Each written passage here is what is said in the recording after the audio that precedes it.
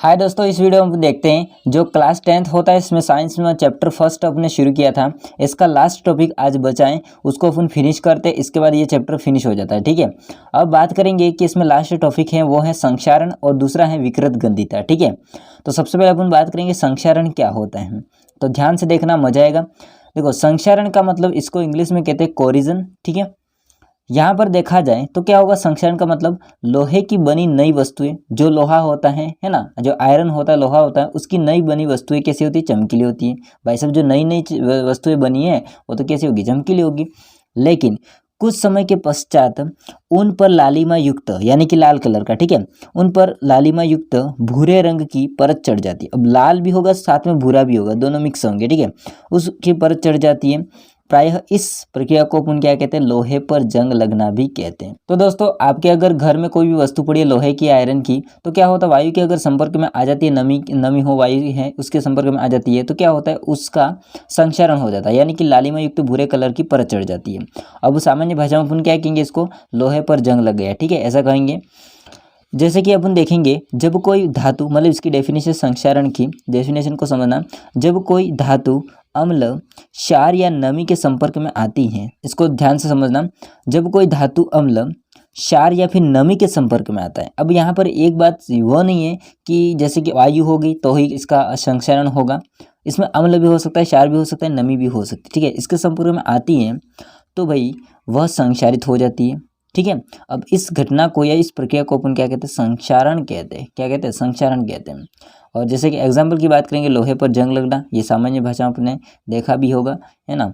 और अब अपन बात करते हैं कि जो संक्षारण होता है इसके कुछ इंपॉर्टेंट फैक्ट होते हैं, इसको अपन समझते हैं। इससे पहले अगर इसका आप स्क्रीनशॉट लेना चाहते हो तो ले सकते हैं। ठीक है दोस्तों, अपन आगे समझते हैं इंपॉर्टेंट फैक्ट जो अपन संक्षारण होता है उसके। ठीक है, इसमें पहला है इंपॉर्टेंट फैक्ट, लोहे पर भूरे रंग की परत चढ़ जाती है। ठीक है, ये चढ़ना, लोहा होगा उसका अगर संक्षारण हो जाता है तो उस पर भूरे कलर का या भूरे रंग का परत चढ़ जाती है।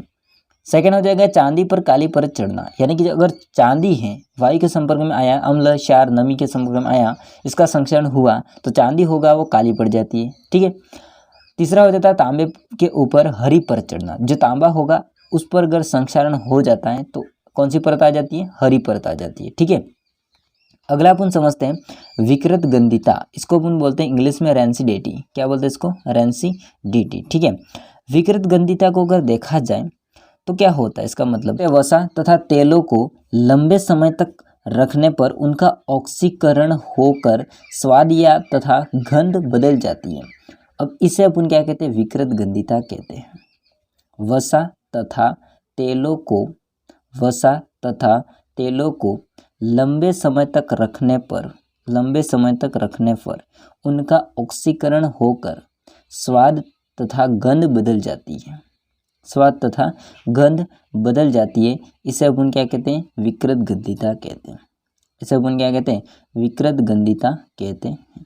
ठीक है, अब इसके बारे में आगे और समझते हैं। जैसे अगर देखा जाए तो भैया इसको रोकने के लिए अपन क्या करते हैं, प्रति ऑक्सीकारक मिलाया जाता है, क्योंकि ऑक्सीकरण की क्रिया से इनके स्वाद और गंध में बदलाव हो रहा है। तो अपन क्या करेंगे, प्रति ऑक्सीकारक मतलब ऑक्सीकरण के विपरीत वाला मिलाएंगे तो इसका ऑक्सीकरण नहीं होगा। ठीक है, वायुरोधी के बर्तनों में खाद्य सामग्री रखने पर उपचयन यानी कि ऑक्सीकरण की क्रिया धीमी हो जाती है। देखो, उपचयन का मतलब ऑक्सीकरण ही होता है ना। तो अगर वायुरोधी बर्तन को क्या होता है कि अच्छी तरह से जो बंद हो जाते हैं, जिसमें वायु आसानी से घुस नहीं सकती अंदर, है ना, वो जो बर्तन होंगे उसमें अगर अपन खाना रखते हैं जो तेलीय वसा युक्त, तो क्या होता है, बिगड़ता नहीं है। ठीक है, मतलब इसकी ऑक्सीकरण की जो प्रक्रिया होती है वो धीमी हो जाती है। ठीक है, अब इसके कुछ इंपॉर्टेंट फैक्ट होता है, इसको समझना है। यहाँ पर समझिए कि चिप्स की थैली, जो कि आपके बचपन में भी खाया होगा, अभी भी खाते होंगे तो पता नहीं, तो चिप्स की जो थैली होती है उसमें से अगर ऑक्सीजन होती है गैस, उसको हटा दिया जाता है और हटा करके उस पर उस थैली के अंदर नाइट्रोजन गैस, कम सक्रिय गैस भर दी जाती है। अब आपने खाया होगा, देखा होगा कि जो चिप्स की थैली होती है वो कितनी फूली हुई होती है। जैसे इसको अपन खोलेंगे, हवा बाहर निकल जाएंगी, चिप्स अंदर देखेंगे तो कुछ नहीं मिलेंगे, एक बार में खाएंगे तो पूरे समाप्त हो जाएंगे ना। मतलब इसमें क्या होता है, जो गैस होती है ऑक्सीजन, इसको हटा करके नाइट्रोजन गैस भर दी जाती है। क्यों? क्योंकि इसका ऑक्सीकरण नहीं होता है, और ऑक्सीकरण नहीं होगा तो जो आपका तेलीय चिप्स होगा वो बिगड़ेगा नहीं। तो भाई साहब, इसको विकृत गंधिता को रोकने के लिए उपाय हैं, जो कि नाइट्रोजन गैस। तो ये अगर इंपॉर्टेंट फैक्टर होता है तो एग्जाम में पूछ भी सकता है, तो आप इसको क्या कीजिए, स्क्रीनशॉट ले लीजिए। दोस्तों, इस चैप्टर का ये लास्ट टॉपिक था। अब इस चैप्टर के जो इंपॉर्टेंट क्वेश्चन बन रहे हैं वो मैं क्या करूँगा, आपको अगले वीडियो में बता दूंगा, ठीक है। क्योंकि इसके रिलेटेड आपके जो क्वेश्चन होंगे वो एग्जाम में चांस है कि वो आएंगे, ठीक है। और दोस्तों, ये वीडियो कैसा लगा कमेंट जरूर कीजिए। वीडियो अच्छा लगा वीडियो को लाइक कीजिए, चैनल को सब्सक्राइब नहीं कर देना, और अपने दोस्तों में शेयर करना ना भूले दोस्तों। और मिलते हैं नेक्स्ट वीडियो में। जय हिंद, वंदे मातरम।